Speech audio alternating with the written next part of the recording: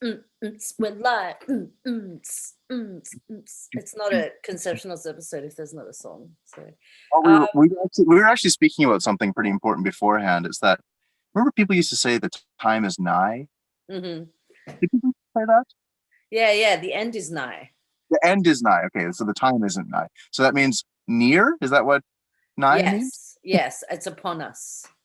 Can I ask when did nigh stop being used and we focus entirely on near? Because I feel like that was like a cultural shift, you know? I feel like there was a monopoly on the word nigh by like dudes with sandwich boards gathering the 100%. end of People the. are like, we're gonna disassociate from the whole nigh. Yeah. We're just gonna separate for a little bit. Um, I'm just going to introduce this thing so quickly. Welcome, everyone, one and all, to episode 21 of the Conception. 21 episodes! Oh my God. Yeah, of the Conceptionauts Travelers in Thought. Just quickly want to do a quick acknowledgement of the traditional custodians and owners of the land that both Josh and I are on, which is the Darkinjung people of the Central Coast of New South Wales, and acknowledge their elders, past, present, and emerging. And my apologies that last week we were so deep in conversation that I didn't do my acknowledgement, and I really do apologize for that. I'm trying to be better about that. Welcome. I have Josh Coleman with me today from Ethereal Misfits that you might recognize from episode 3 or 2 or something. And the whole reason that I'm here doing this, really, like you were the first person to sort of push me to do live streams myself. You do quite a few live streams. I think you've dropped down now. You used to do them every day and you do 3 or 4 a week now. A baby, not a baby. Yeah, you've got like a baby and a young child and a family and working and doing all of this stuff and running meditations lately. You've been busy. I've been busy, yeah, and I like being busy. I like being busy sometimes, and then not being busy other times, and finding some sort of oscillation between the two. That's my ideal. And our world is pretty focused on being kind of like one stream kind of world, right? Like if you're a person who work, you work, and if you're a person who does creatives, you do creatives. But I try to really find a way to do all of those things.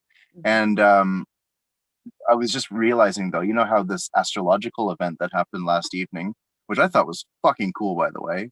Mhm. A very quick rant, okay? So Yeah, last night, the whatever Great you'd Conjunction. like. Yeah, the Great Conjunction happened, and a lot of people were really excited about it, and a lot of the new agey people were saying, "Hey, this is going to be the change of the whole world," and a lot of people were saying all sorts of things. But I was on the ride for December 21st, 2012, like really, really strongly, and I was like in 2007. Me and many different new agers were doing meditations, trying to fire the grid, so that when 2012 came, we were going to be able to have an enlightened world. And it was going to be on that exact day. On that day, the world was going to become enlightened, all of our problems were going to disappear, and it was going to be a thing. So when this one came up, I was like, everyone be careful when we try to project instant change, because change is always progressive. It's something that always takes time to integrate. It's never a quick one and done deal. Mhm. So when people going through this one, I actually kind of was like, oh, okay, look, I was through this a decade ago. I'm not going to go into this again. Then, like 3 days before this conjunction, so on Friday, I started to go through amazing feelings in my body, and all kinds of shifts started to happen to me. It wasn't something I was trying to do. And I was like, oh, yeah, the great fucking conjunction's coming up, isn't it?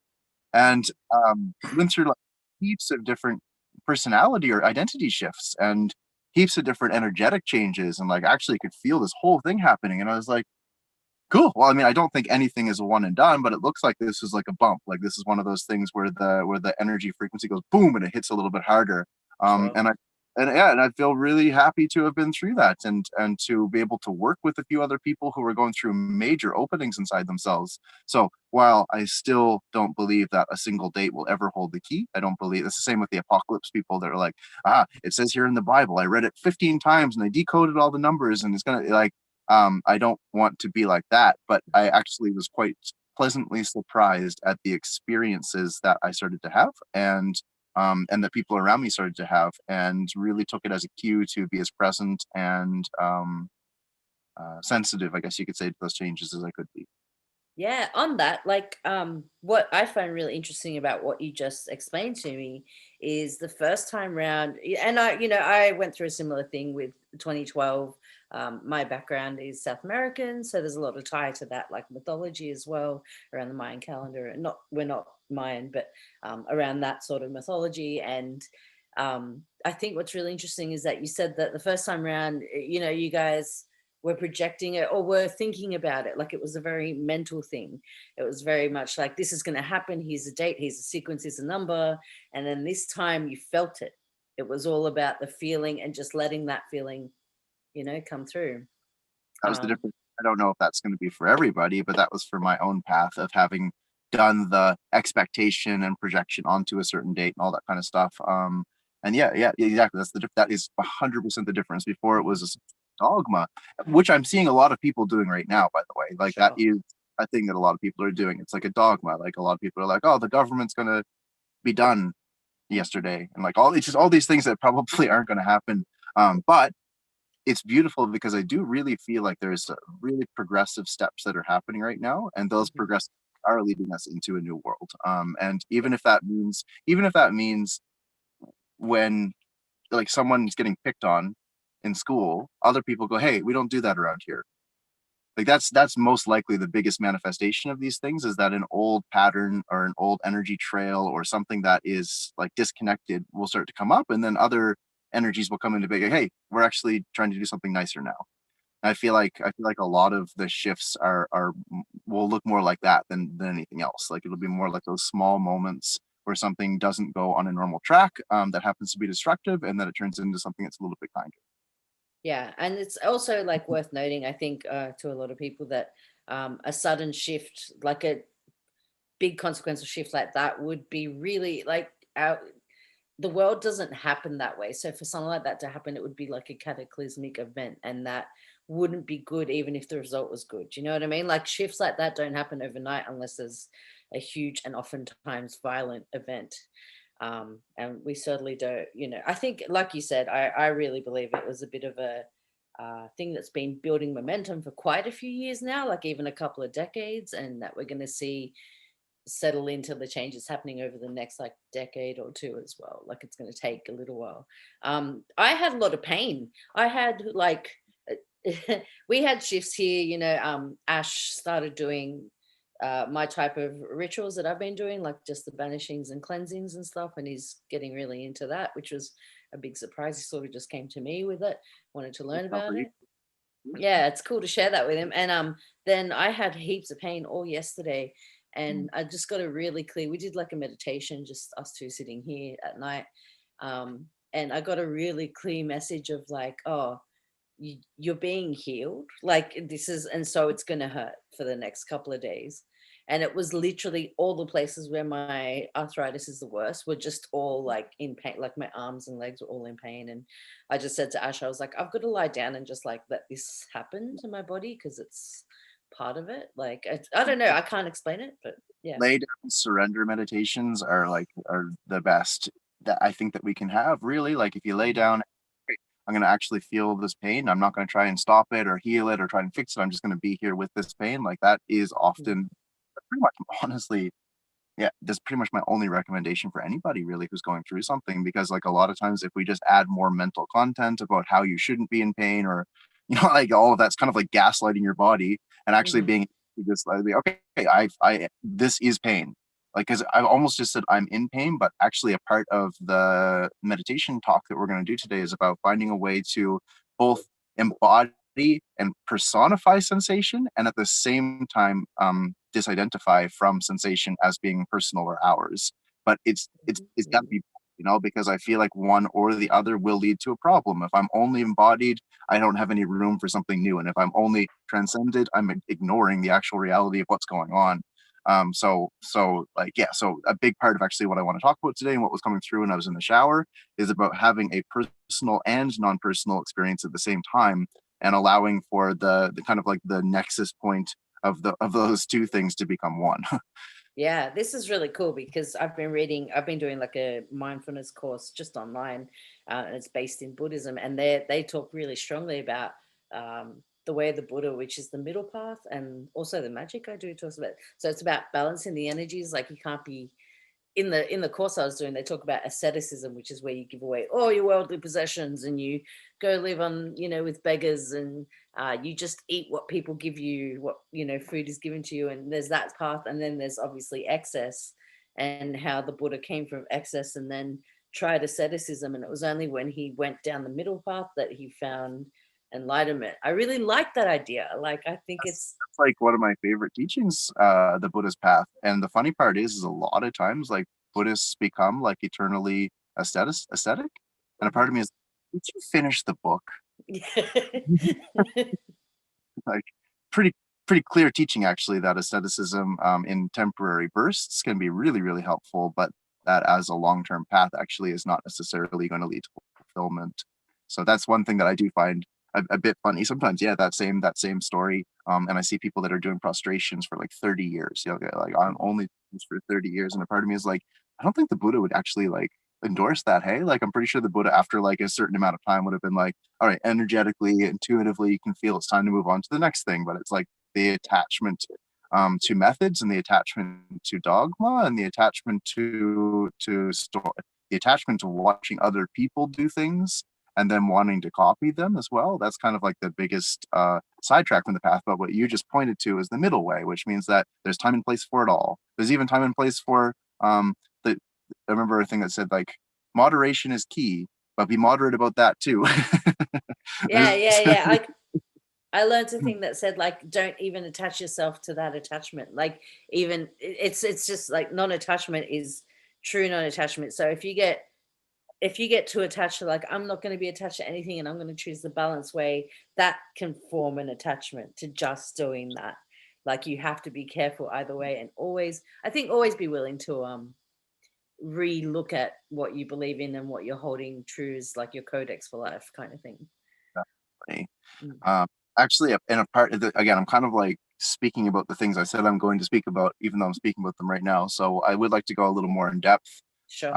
But I actually feel that about being like a spiritual teacher or a meditation teacher. I remember having a very profound LSD trip about 4 years ago, and that was about 10 years or 12 years into a teaching path.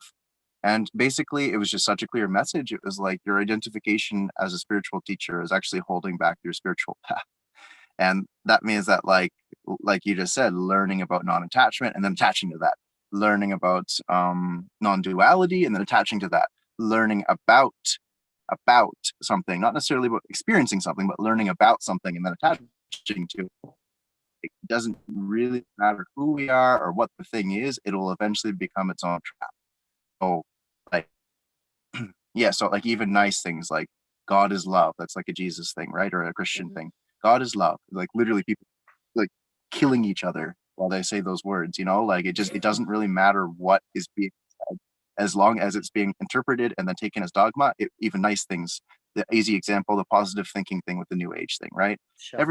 Everyone should think positive. I should be positive. That should sitting in the middle will actually then create a tension on the inside between what is happening and what should be happening, and that tension is actually what creates like dissonance within, and therefore separation that starts internally and then manifests outwardly as things go on.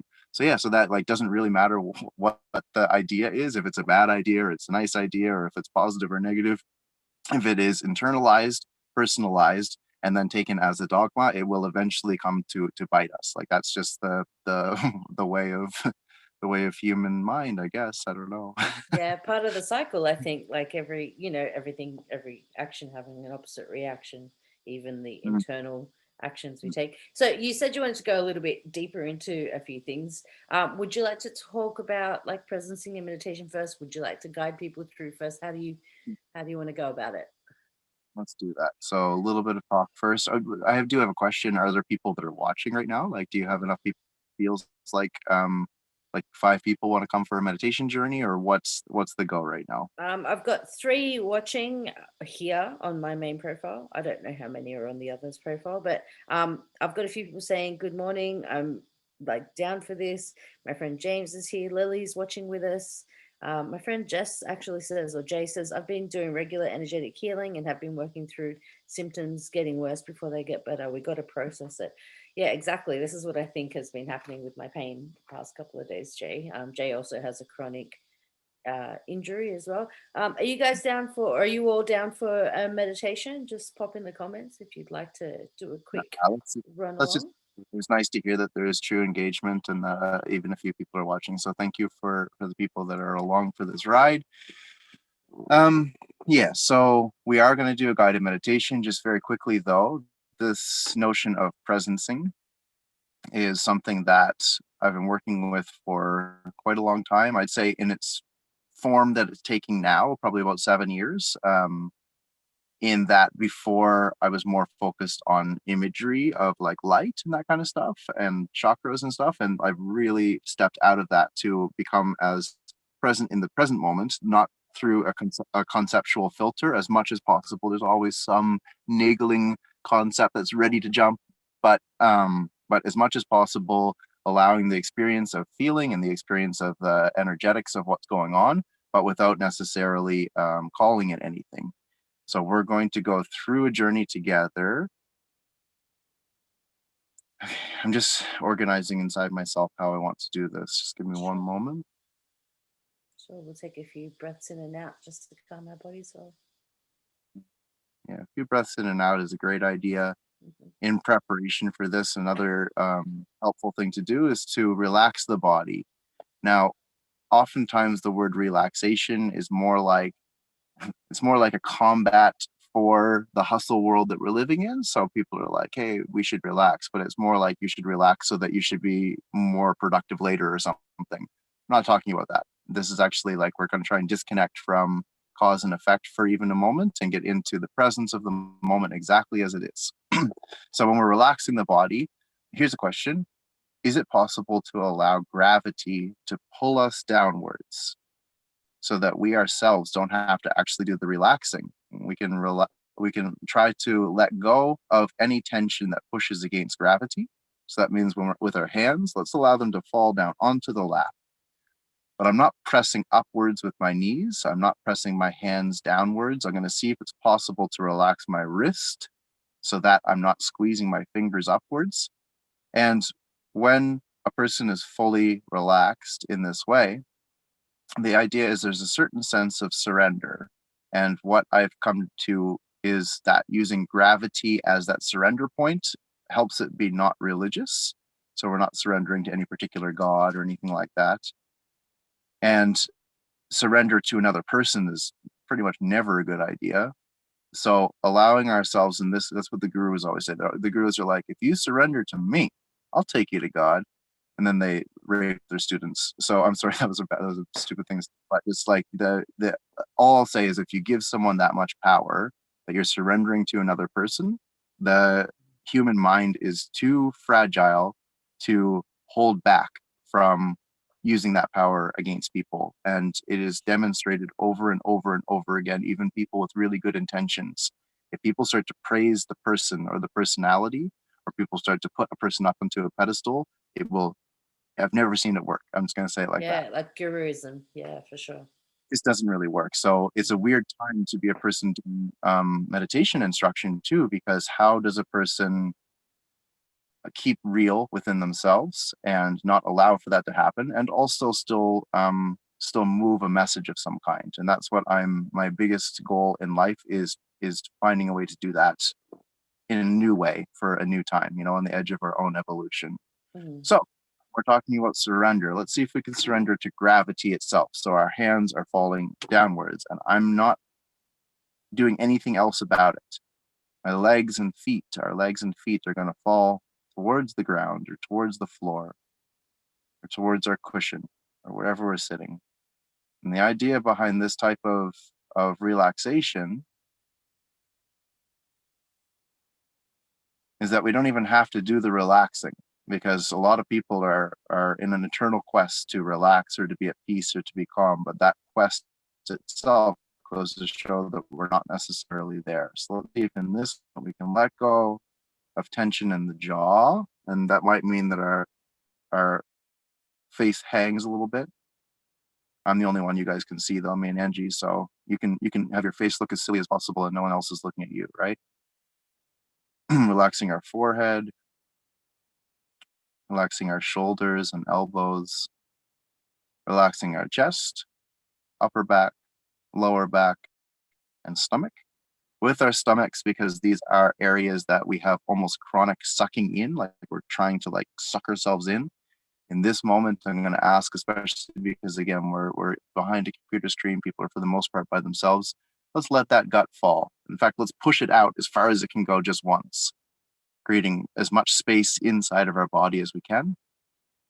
And then once we've pressed out, we're going to surrender again to gravity and just allow our tummy to be, not trying to control its appearance or the way it sits. So now we're feeling the whole body and allowing ourselves to really sink in here. Now, our nervous system being relaxed, we have more access to it as well. Imagine if our hands are squeezed like this. Just imagine the little nerve endings literally all over our hands, so they would kind of close down or tighten up. So as we relax our hands, we're actually opening the pores of our skin. We're opening the sensitivity to our own nervous system. And therefore, we're going to be able to sense and feel our body in a different way. With this relaxed body, I'm going to ask that if ever at any point different tensions arise, we can just remind ourselves to relax again and continue taking deep, calm breaths. So and also to be clear, this is a fine meditation. Relaxing the body and taking deep breaths is like great meditation. We are going to dive into this presencing technique, but meditation is personal for everybody. So if this works for you, excellent. And if it doesn't, just do your thing. You know, relaxing the body and breathing is awesome. So I'm going to ask you, the viewer, to start with this relaxed hand, focused on the back of the left hand. And what I mean by that is at first, like if I say, I want you to feel the back of your hand, you go, okay, cool. And you feel it with the other hand, but no, disconnecting. There's no touching of ourself because we're not actively stimulating that area. We're going to allow for a passive stimulation or a deeper sense of stimulation that's not being tickled from the outside. So what does the back of your left hand feel like? And if it's possible, in this particular scenario, there's nothing wrong with visualization, but there's a difference between our thought or concept about what our hand might feel like and the actual presence in this moment of what that hand feels like. So can you feel right now? Like maybe it's the first time you've ever felt this, or maybe this is like we could pretend it's the first time because the present moment is kind of like that. What does the air feel like as it touches the skin at the back of the left hand? What does our skin feel like? Not in concept or not in mind, but in the presence of this moment. Let's focus in on a few different areas. So let's focus on where the wrist meets the back of the hand. Let's feel into the center of the back of the hand, sides. Let's feel the backs of the knuckles and the backs of the fingers. Spending a moment here, let's just feel the whole back of that left hand as one field of presence.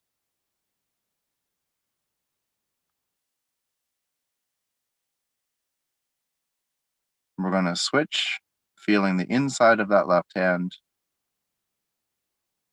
Let's get specific and say, hey, where the wrist is meeting the palm, let's feel the skin. Maybe it's touching our leg, maybe it's touching the air. We're going to really zoom in on the skin. Let's feel into the center and the sides of the palm. That's the whole inside of the hand. And let's focus on the inside of the knuckles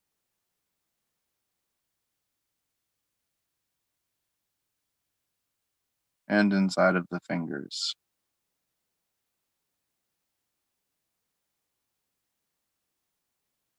Let's feel the whole left hand in its totality. So the front and back, bottom and top, the whole thing.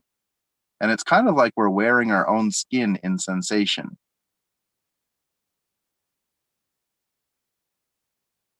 Let's see if we can come to that. Naturally, again, if this is your first time doing something like this and it doesn't come naturally, there's no fret. Okay, like just keep on working with it if you feel like it, or you don't even no one has to do anything. Like really, truly, no one has to do anything. But while we're here, feeling the whole left hand, all of its skin. Let's see if we can go deeper and feel inside the hand. So we can't get there with our mind. We can't get there with our vision. Let's see if we can get there through our felt senses, going deeper and feeling into the flesh of the fingers. Maybe the blood flow and the pulse as it comes through as well. And deeper into the hand at the same time, like inside the hand.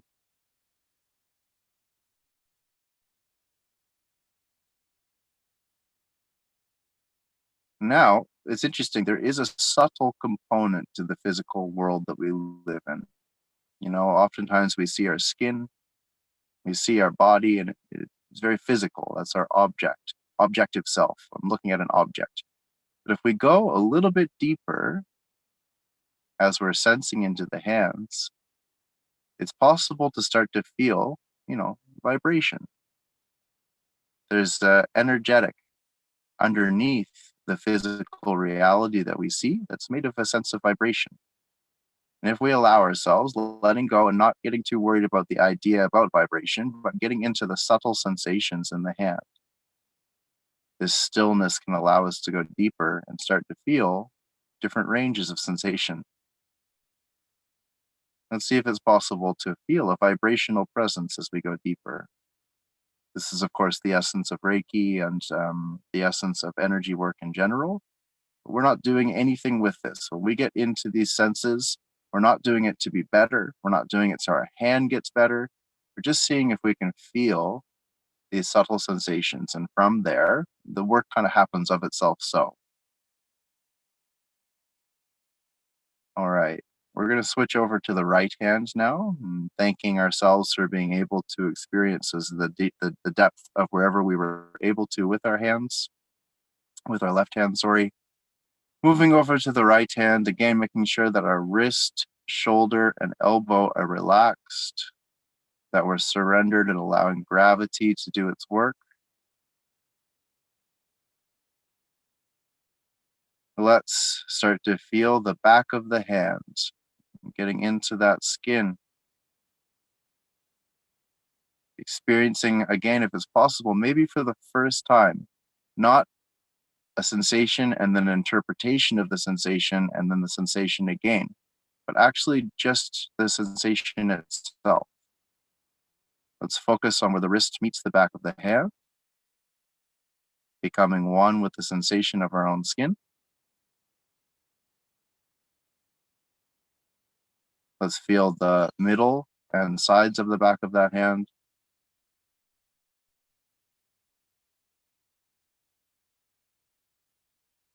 Let's feel the backs of the knuckles and the backs of the fingers.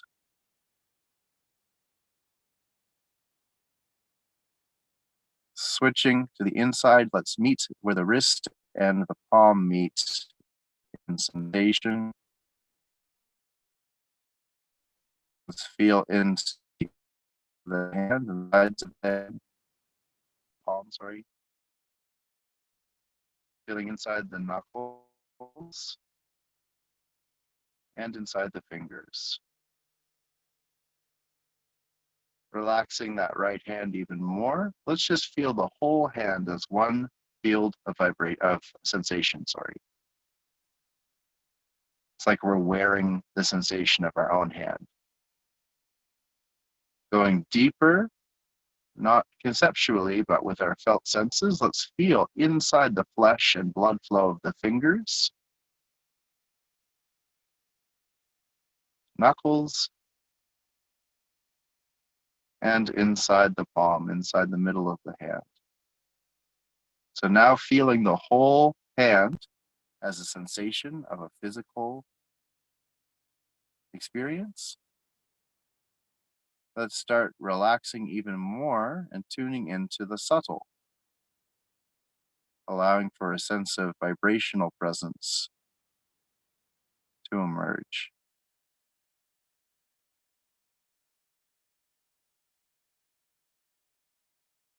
Feeling both hands physically.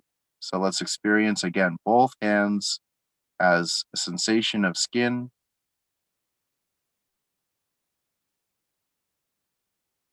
sensation of flesh and of blood flow. Relaxing even more, let's see if we can tune into this vibrational presence, the subtle experience. Now from here, this is where the technique does get a little bit interesting. The space that exists in amongst and between and around those vibrations, so even more subtle than the vibration, is actually the space that surrounds it. Let's see if it's possible to, while we're experiencing this very personal and embodied sensation, start to let go of identification. So, what if these weren't even my hands? They were just hands. And what if beyond even the identification of hand is just a sensation that doesn't really have any correlation to any personality or identification? That space that is running through everything in the world, but beyond the world. It's the same space in our hands as the same space on the third moon of Jupiter.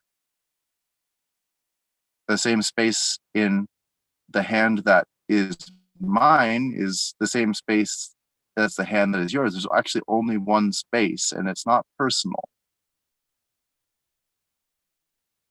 It's not like, hey, that's my space. It's just space. Like there's nothing really personal in it at all. Let's see if we can get into a place where we're feeling our hands, obviously very personally, because it's the body that we're living in. And then also let go in a way so that there's an open field that's not necessarily ours to claim, but that can be sensed through this non-personal transcendence. If done incorrectly and we abandon our body in this moment, it's possible to become dissociative.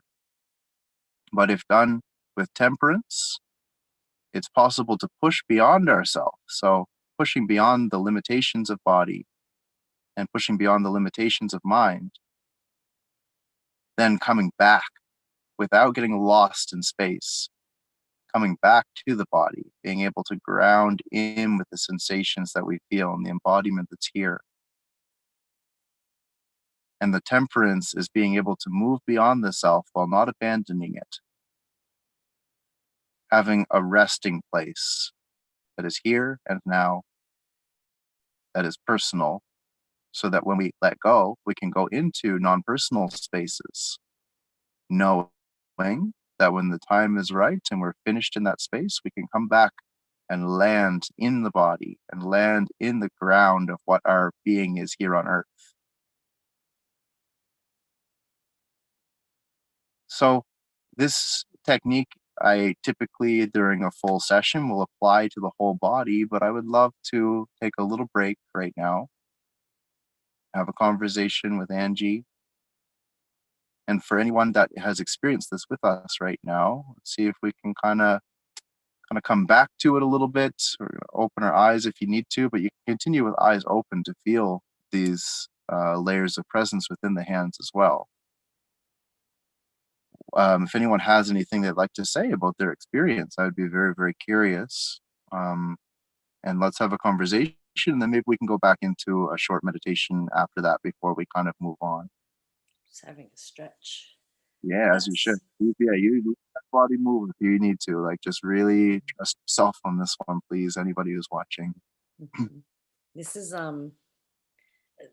I really love this technique because it's quite different to, this is what I think like your superpower is, in that it's quite different to what a lot of that I've experienced, people have experienced the teaching, you know, the presencing, like it's all about presence, but the way that you do the presencing in the body, and then that part where you went into the space between, like between the vibration and the rest of our hands, that was like a expansive moment for me. You know, it's almost like the space goes from inside of you to like around you, like an auric field is what I got, you know.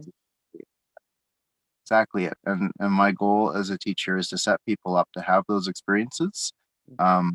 and hopefully again not then turn it into dogma. Because for example, and I did this before, of course, almost everybody does. I was like yelling at everyone else that they need to be present, or I was explaining, you're not a person, there is no person, and I was like trying to like get very very intense on people. But that, if taken dogmatically and if pushed as an ideology, could actually become quite damaging for people and actually Sure. lead people to dissociative states as well. Hmm. So I did that quite a bit at first. This is my learning path. This is my way. So learning how to take people into altered states. If you go through this with the whole body, it actually kind of feels like you're on LSD, you know, like that. You know, I don't know if you've tried LSD, but when you're on LSD or mushrooms or anything like this, there's hypersensitivity that starts to come about. And through doing this presencing practice, that same thing will happen for people who are going through it. And the thing about psychedelics, though, is that post integration, and again, not identifying with the spiritual state and allowing for that to come and to go, and then to just return to just walking around, having a farting and eating food and doing the normal things that a person is going to do, is really important to land back in that humanity, land back Hmm. in that gentleness. Because yeah, you meet a lot of people. If you've ever been to a festival, you might have met people that maybe have gone a little too far and then have trouble touching the ground again, and that can actually be quite dangerous. Hmm. Especially in this world where if you open yourself up that strongly and there's all this chaotic energy coming from people, it's very possible also for mental illness to really come into play as well. Yeah, So, that's a really lovely explanation, like a really concise explanation of that sort of. I've experienced all of those things like that in the festival setting, and you know, doing psychedelics alone and with other people, and just the way you explain that embodiment that needs to happen, or you become unbalanced, right? Like, I think you shared a really cool meme that said something like me the, having a spiritual experience and making identity out of it or something.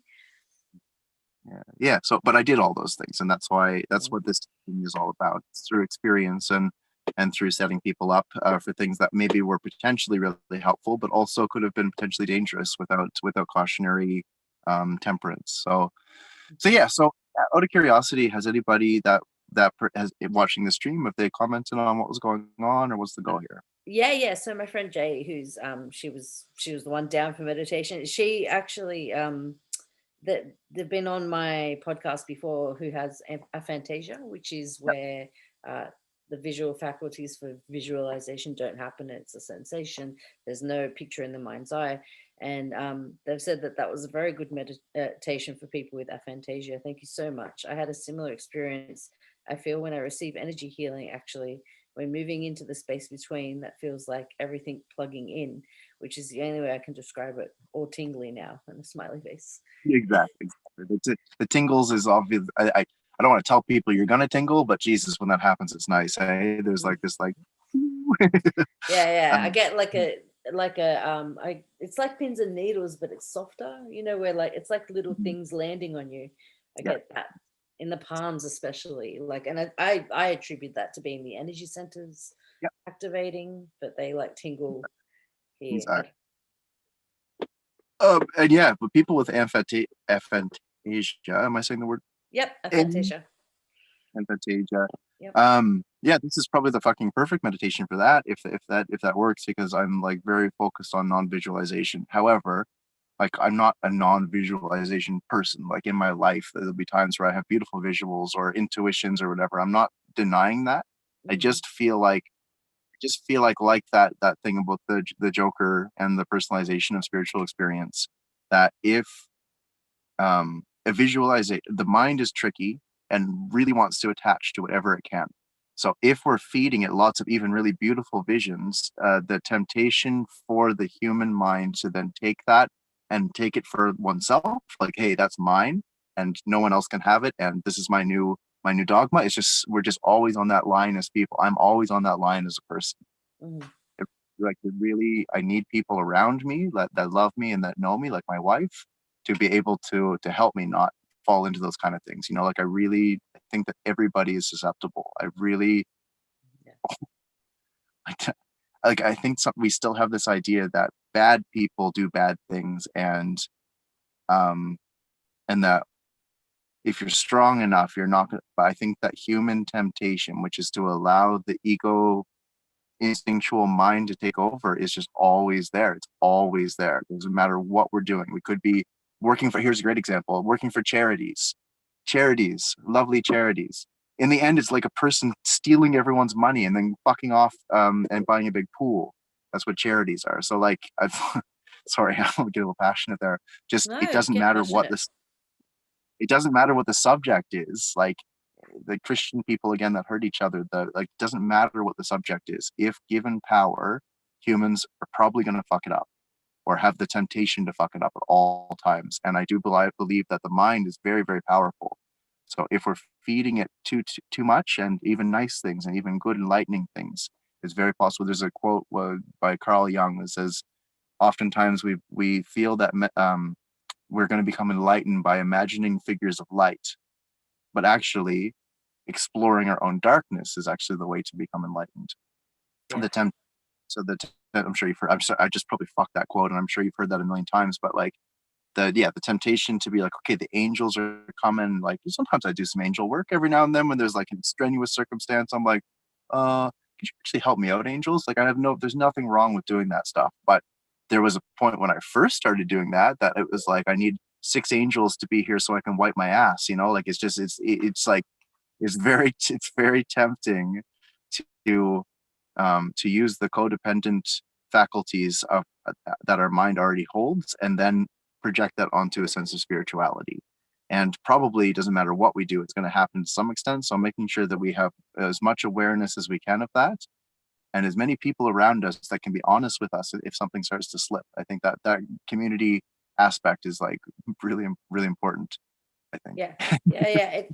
You mentioned temperance there. Like, it really the balance exists with other people as well as with us. So when we're incapable of completely self-regulating that kind of balance without having first experienced the extreme. Like, for me, I realized, like, I used to get really codependent on spiritual experiences, so paranormal experiences with spirit or seance, or in journey through psychedelics or through meditation, and then that would become more important to me than like what was happening right in front of me right now.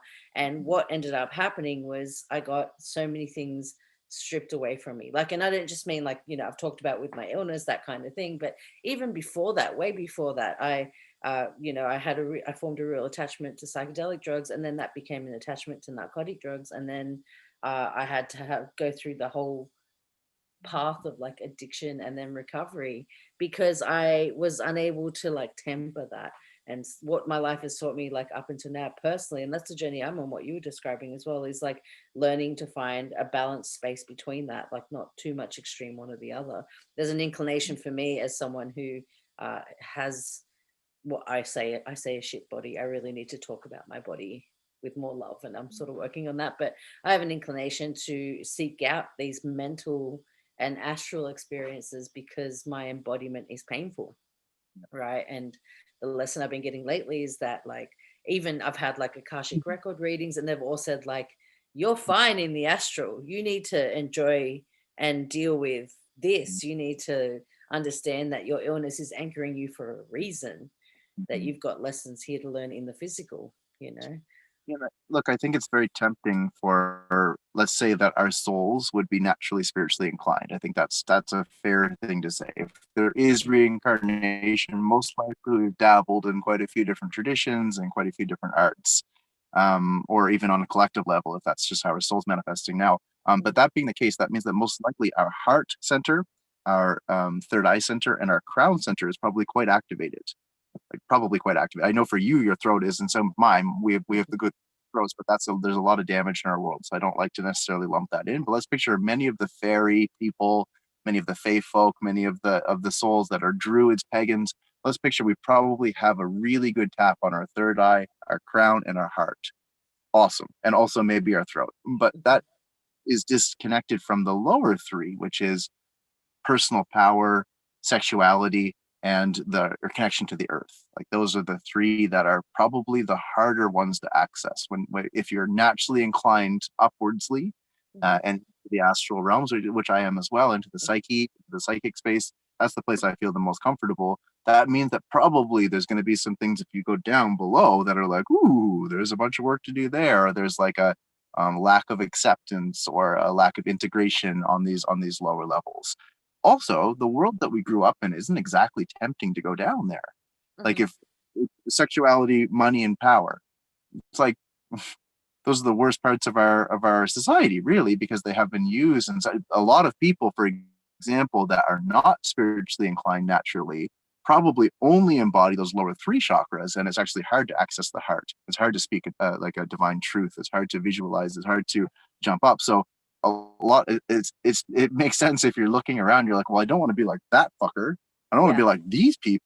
I don't want to be like any of these people. So it's easy to deny what we're seeing on the outside is the manifestations of people who are obsessed with those lower chakras.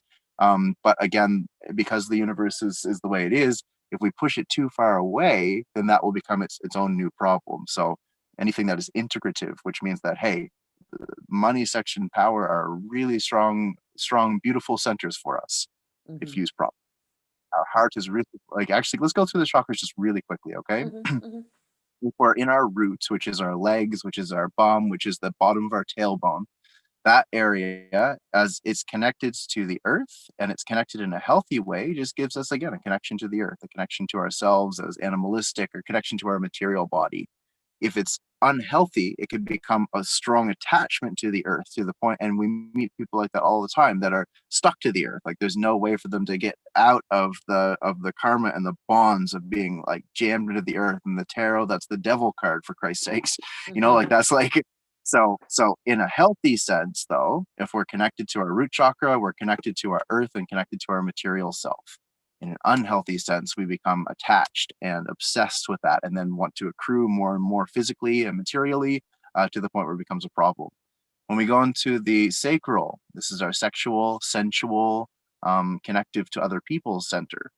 Well, obviously, in its nicest form, that's just beautiful. It's flirtatious, it's playful, it's the ability to feel that softness with people and with ourselves, and then having the boundaries to pull back.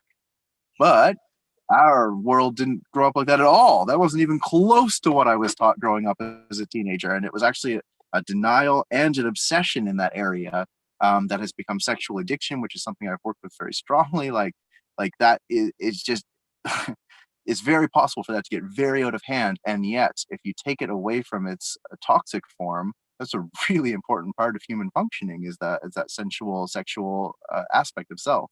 Mhm. The power center, this is our solar plexus, so we're getting below the heart, right down in here. Mhm. um this area, again, what could be more abused in this world than power? If you look around, what could be more abused in our institutions, in our systems, in our leaders? What could be more abused than that? So of course we have this taste of like, well, fuck, i don't want I don't want that power. I don't want people with power going anywhere near me. It's the whole thing. But in that denial of that center, we're denying power within ourselves as well.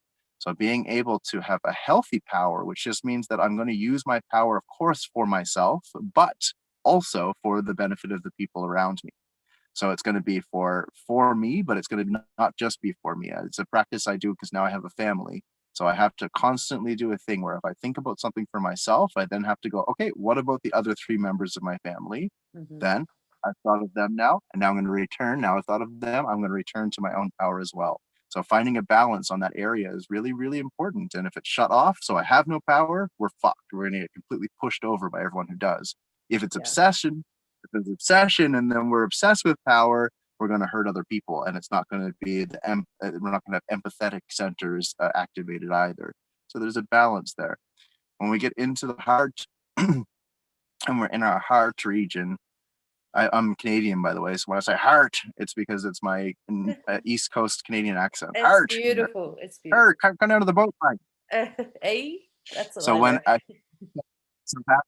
So having our heart center repressed and hurt, probably more likely, like we've experienced heartbreak or people have betrayed our trust or something like that, then we close down in that area. It fucking sucks having a closed down heart.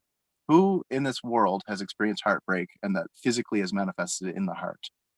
Probably us, right? It's a real feeling. Heartbreak and pain in the heart is a real thing. But if we close down, we're closing down to ourselves in a lot of ways, and we're definitely closing down to other people. That the lack of energy and attention in that area can seriously stop up our lives. Yeah, That we're being denying said, other to be people as well. obsessed, that's Sorry, I right. was just saying we're That denying being other said, people. no, exactly. To be obsessed with the heart, though, and to be like, oh, I love and I'm giving and I'm giving and I'm giving and I'm giving and I'm giving and I'm giving, you become a martyr. And a lot of times when people are strongly associated with the heart but don't have boundaries or temperance in that area, we end up like seriously hurting ourselves by giving way too much of ourselves and opening up and taking on problems from other people, and like it's just a fucking mess. So if it's closed, that ain't good. But if it's too open, that ain't good. There's a temperance, there's a middle, right? And all of these places we're going through the middle way, like you described before. When we go up into our throat, I happen to be a bit of a talker. I know that you are too. Yeah, just a If little. if if that becomes too much, it's possible to speak over other people, right? So it's like kind of like my truth is louder than other people's. But do you know what it feels like when that part's repressed?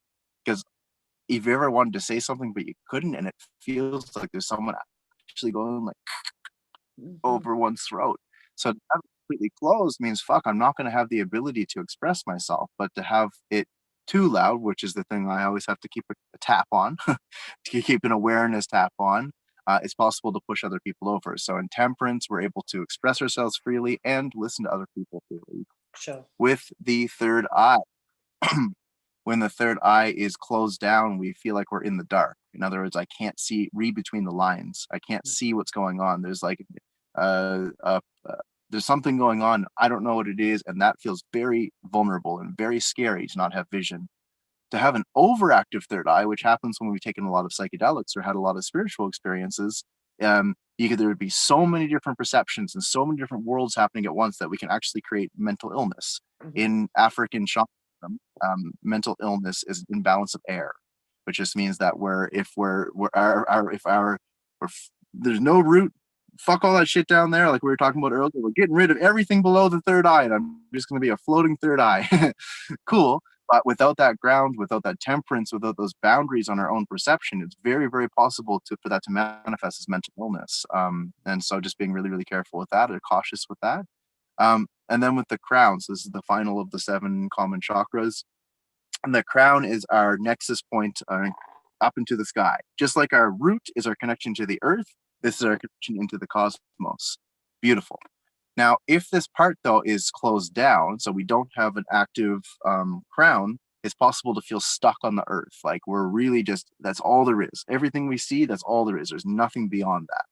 And that can get very, very karmically stifling, because life after life, you might reincarnate and not be able to get out of your own karmic patterns. Oh, the cycle continues. Oh, the cycle continues. There's no break in the cycle. That's what that formless space that we were connecting to is as well. That's very crown oriented. Without that, it's possible to be burdened and encumbered by the world, and not without the ability to again break these patterns. However, if we're so into space that we have no root, like we spoke about before, the risk of dissociation, the risk of not feeling like we belong in our body on this planet, is very, very strong. And so the temperance there would be to recognize that, hey, this is not who I am. This is a temporary form, but who I really am is going to continue on. But then in this moment, I'm in this form, so I'm gonna fucking get into it. This is great. Like here we are, like rocking along in the earth, and again, going for a jog for fun, or but I don't know what people do. Yeah. What the hell do people Go do? for a jog for fun. So That's alien.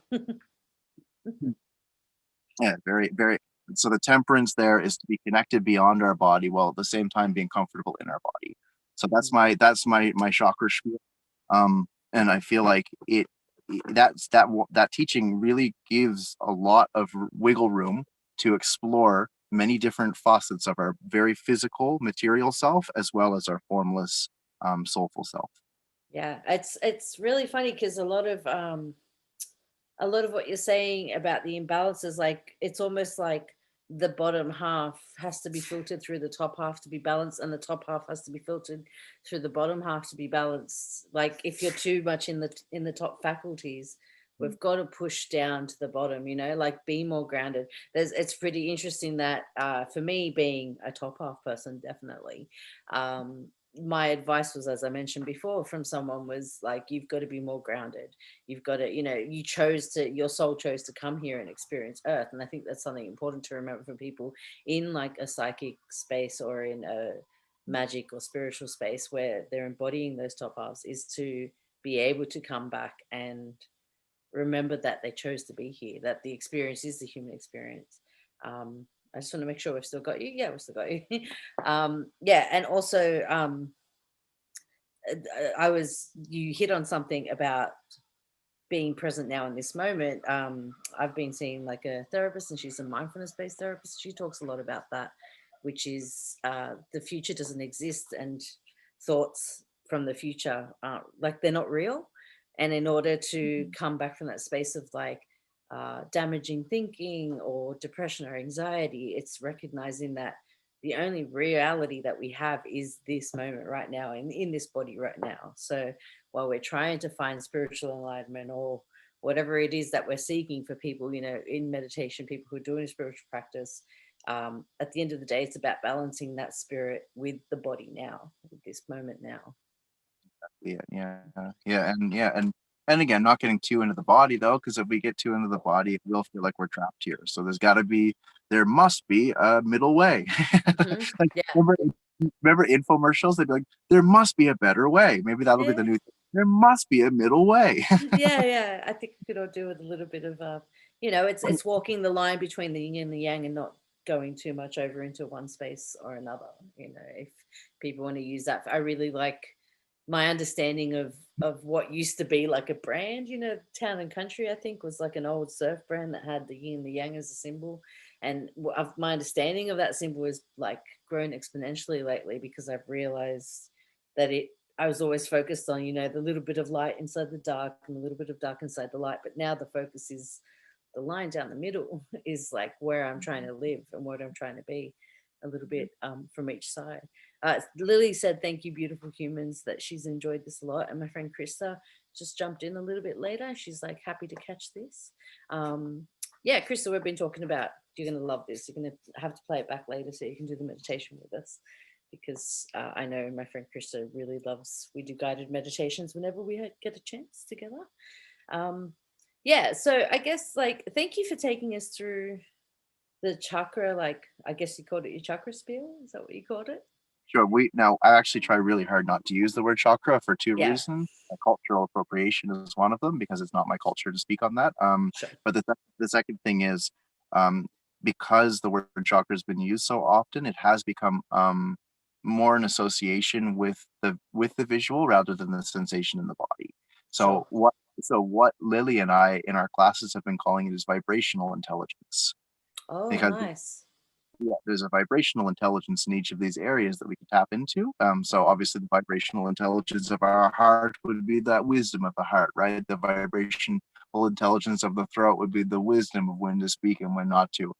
So yes, I said the word chakra, but I've actually been really, it's just so that we can get people on board.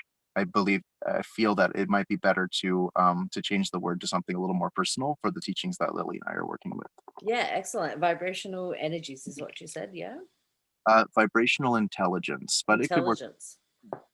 Yeah, because I call them energy centers, or I also study like Kabbalah based magic, so they see them as the energy centers in the tree of life as well, but they very much match up with the seven. Yeah, exactly. And the Kabbalah has like a fantastic teaching on this as well, which is Jewish mysticism. that's correct. Yeah, Yeah. it's a combination of. So there's five in that system, but they're actually some of them combined together. And basically, what it is it's a, I guess, a archetype would be a great word, that we see that crosses the boundaries of many cultures and systems and schools of thought, where we have energy centers that embody the head, the throat and third eye, head gets combined, and that sort of pillar down the middle of the body. I've come across a few that sort of work on that, and I really like that you call them vibrational intelligences, because at least in the magic work that I do, how we activate those is by using vibration, by using sound. So we have different tones. You can do it with different, some people do it with notes, some people use singing bowls. We've got certain words, but it's the vibration causes a movement, causes light, like they're all linked together, you know. I find that really interesting. I really like that terminology. I'm going to use it from now on when speaking about your work as well. It's 100% yours. Like that's the I mean, it's yours, but you know, that's the other thing, is putting a trademark in behind something that could be helpful for other people is something I have a little bit of a disdain for as well. Yeah, actually, this is what I wanted to talk about earlier as well. So feeling sensations of embodiment and then being able to detach from them in order to free yourselves from them, and then being able to land back into the body, amazing. That same process I do feel is important for a person like myself who's a spiritual teacher, for example. Or I don't call myself that necessarily, but I'm taking the role. So here's the thing: if I started to try to be that all the time, which means that I'm playing a role, I'm playing a character of a spiritual teacher. And that's what this LSD trip taught me 4 or 5 years ago, 3 or 4 years ago. I feel like that is very, very dangerous, because then the idea is I'm playing a role of some kind. What if, I want to think about like different roles in our world. Let's get the doctor, um, doctor, engineer, lawmaker, lawmaker, a painter, even. Let's go creative as well. Let's picture all of those roles as roles that are isolated into themselves. So if I'm a doctor, I have to play the role. I have to act like a doctor. I have to walk like a doctor. I have to do this like a doctor. Let's take something like a creative, like a painter. I have to act like a painter. I have to be like a painter. Think about all those same roles. Let's feel into those same roles. If there wasn't a strong identification, there was enough so that we were able to fill our purposes and be able to really like move our path forward in that field. But let's picture there was also an aspect of ourselves that we were able to let go of all of our sensations of who we think we should be, and feel that evolution in the moment, or the presence of each moment.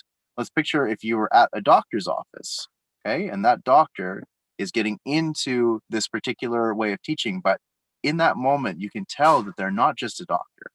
They're not just anything. They're not just a role. And when they connect with you, you can feel this connection that goes deeper and with through their eyes. And it's not just the role. And they're able to speak not just the way that they've been taught institutionally, but actually as a human being, person to person, and as a person who is also growing and learning themselves. Would you prefer that doctor, or would you prefer a person who is completely identified and in their role?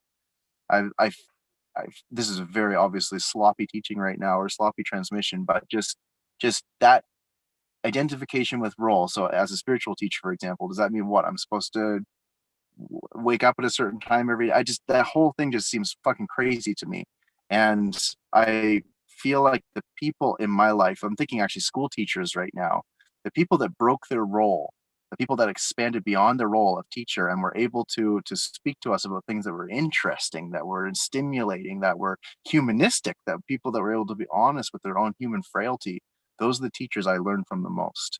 That would be the doctor I would go to. If you're creative, that would be the kind of person who can of course be creative, but also be like, but I'm not just a creative. Also, I can be grounded. I can be whatever I need to be in the moment. There's something about that moving beyond role and being able to still embody that role. That's what we're talking about with the body, right? So I'm still able, I'm a doctor, I'm fucking going to do my doctor work. That's what they call doctor work. Yeah. but, but like transcending or moving beyond ourselves within our bodies and fields, what if a doctor did that too? I would trust a doctor that was human, that was more humanistic and more explorative and really good at their job 1,000 times over a person who's bound to. And I feel like that's for everybody. That's for me doing the spiritual work. That's for the politicians and judges in this world. That's for everybody. If you're not just identified with your role, you can move beyond yourself. That means you can continue to grow. You can see from multiple perspectives. You can feel on evolution and where it might go. There is a difference between that and a strictly static identified role. Yeah, you reminded me. I've got That was the other thing. yeah, sure. I No, really go like this. This is cool. I have a speaking on. It's funny you mentioned doctors as the main example that you brought up. I actually have a doctor that he's just down here in the suburb I live in, and he gets really excited because I think this must have come up in another podcast. I feel like he gets really excited because he saw my Fibonacci spiral tattoo, and he was like, "What's that?" and starts pulling out. He's got a huge bookshelf in his office, and he starts pulling books out, and he gets his phone out and starts showing us on his phone. He's like, I just went to a seminar with this like really cool doctor who's also he's like some psychology teacher. I don't know. He's like a bunch of different roles. And he's like, oh, and he was telling us all about how when you use the Fibonacci to cut into the skin heals 10 times faster than if you just cut it. Like, yeah. I did mention, I think I mentioned this last week on the podcast, but in a totally different context. Like, yeah, and he got really excited. So he was like, what's that on your wrist? Like, what is it? And I was like, oh, it's the pattern. Well, it's like the visual representation of what I call the pattern of the universe, which is the golden ratio. And I sort of explained it really quickly to him how there's this ratio that exists through nature and repeats in like like the middles of flowers and the building blocks of like shells, and even in galaxies, in our human body, the way that we're proportioned. And I was like, like the Vitruvian Man, the Da Vinci artwork. And he was like, so it's a thing. And I was like, yes, it's a big thing. Like it's not just a little thing. And he was like, oh, because we do this shape when we cut it open, the skin for surgeries, and it heals 10 times faster. He's faster. And I was just like to me, he's like my favorite doctor, just because he'll talk to you about medicines and he'll give you prescriptions, but then he'll get really excited about explain to me about my blood count with my disease has different things that show up in the blood. And then when I show interest, he'll pull out a book and be like, see, this is why this happens. And this is the effect this hormone has on your body. And he's just like excited to talk to someone that like wants to know more. That sounds like a great example as well of what we were just talking about. So thank you. Thanks for that. Yeah, it's rare to see. You don't see it as much in doctors, I guess. Yeah. That was why Bernie Sanders was such a hit as well. Like he was the first politician to just be honest and yeah, just say things that were like. I remember someone was like, "Oh, like you're such a great person and everything," and he was like, "My wife thinks that of me sometimes." You don't know me. My friend James said magic, medical field, things like that are called a practice because we're continuously learning as we practice our craft. Very good point, James. Thank you. And Jay said, your doctor sounds so cool, Angie. Like, he can be cool. He has his moments. Sometimes I go in there and he's like, so what's wrong with you again? And I have to go through the whole list because he inevitably forgets. He doesn't know each of us by like heart and things like that. But I just love his like almost childlike sense of wonder to new information. He seems to be very like, oh, that's new. Let's read about that. So it's always cool to see in a Western medical non-homeopathic doctor. Yes, you don't get it very often. Josh, look, I don't want to, you're in the car at the moment. I don't want to keep you too long because I could see that you're starting to shift and stuff like that, being in the same space the whole time. Did you want to, hello car. Is that a scuba behind you? Something going on back there. It's did you want a snake. It's a snake. I mean, it's not a snake, but yeah, it's a snake. It is a snake. That's okay. We can pretend it's real. You can be We have embodied. a real snake. I don't think you met our real snake. We have a snake, No, beautiful snake called Tsunade. Tsunade, what does that mean? It's from Naruto, and it means ninja queen. Yes, okay, Naruto. Should have known. I should have known. Before I let you go, did you want to go through a little bit more? I know you guys, you being Lily and yourself, are working Ethereal Misfits into a few new things next year. There we Yeah. are. Yeah. So Lily and I both do our classes. Hmm. Um, haven't fully, I'm a real dentist right now. I don't say that as a bad thing. I'm just really trying to figure out what my next steps are. But I know that we are both going to be teaching our own classes. She does philosophy and yoga, and I do these meditation classes. Hmm. Um, and we combined our stuff, which you came to be a guest speaker at recently. Thank you so Yeah. much for that. Thank you for the So we're looking opportunity. to do some more combination. Yeah, no, it was awesome. Angie came to do a class with us as a guest speaker, and she did an amazing job. Amazing job. Um, yeah, so yes, there's lots of that coming up, and I don't know exactly what or when or how, and it will be very, very will be expressing it more and more over the Facebook and creating classes as we go. Like yeah, this is a real transition period for me. This is a real transition period for the entire world. And when these big changes are happening, I don't feel like often putting myself out there very strongly.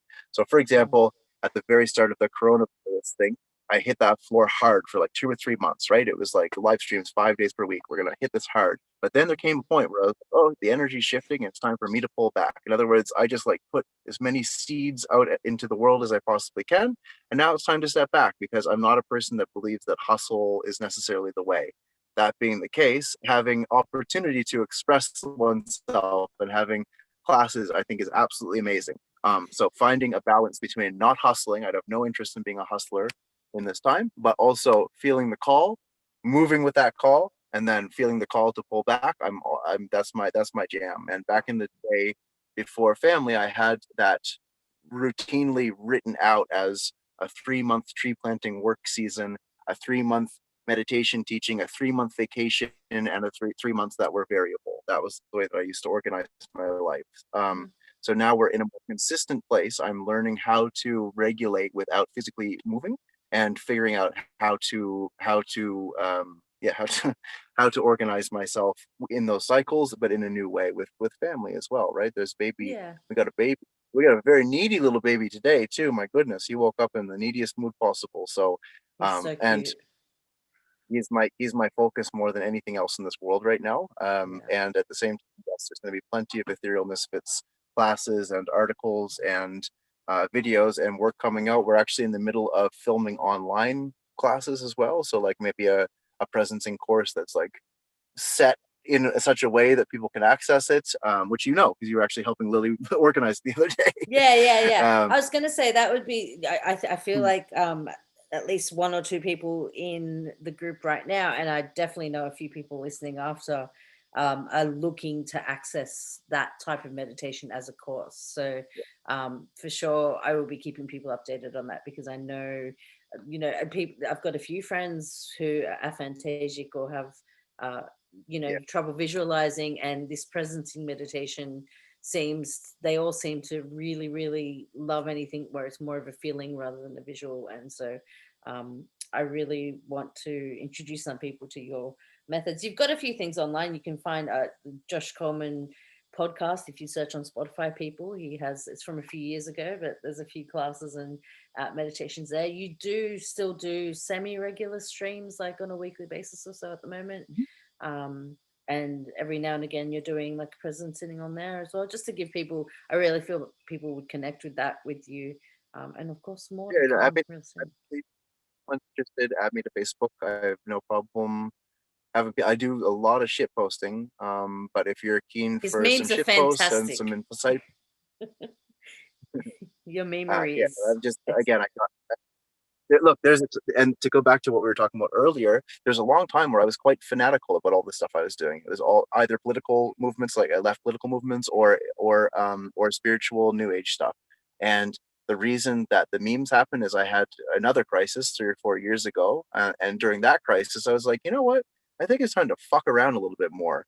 Because if we're not fucking around and everything gets too serious, it's like that inability to refresh ourselves I was speaking about earlier.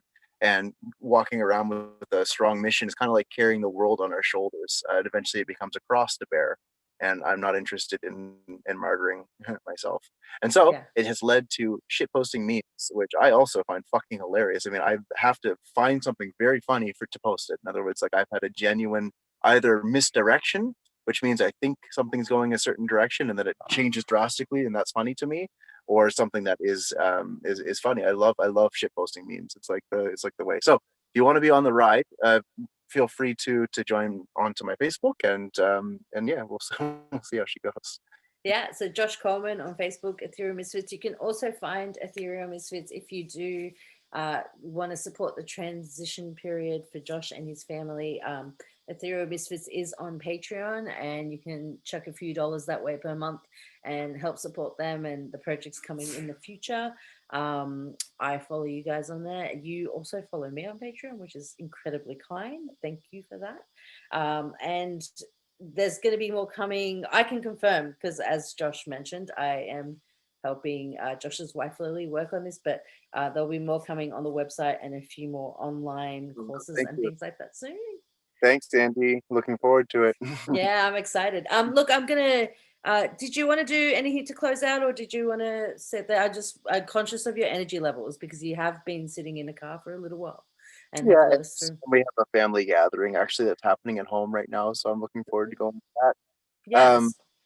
Yeah, so look, all I would say again is that if when it comes to this presencing, we're doing it with our hands, but it's really cool to feel the heartbeat. That's a really neat thing to not visualize what our heart looks like, but actually get into the pulse as it moves through our body. Mm-hmm. There's all kinds of really fun things to do. I would recommend if a person enjoyed and experienced their hands in that moment, just to do that as much as you can, whenever you feel it, not in a way that is like obsessive, but just like, oh, all right, let's feel the hands and like, oh, these aren't necessarily even my hands. Like, what does it feel like to get into that little interesting space and just do it as much as you can, just because it's nice. No, just because you can, really, not because you have to.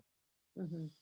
Yeah, That's all I that's would recommend. fantastic. But just as a And you, takeaway, if anyone watching this that might have enjoyed that, just do it as much as you can. If we're on our phone, for example, which I have actually no problem with technology. I'm like a technology person. But let's picture right now it's in my hand. What if I don't get completely absorbed in the phone itself, but can also feel my hand at the same time?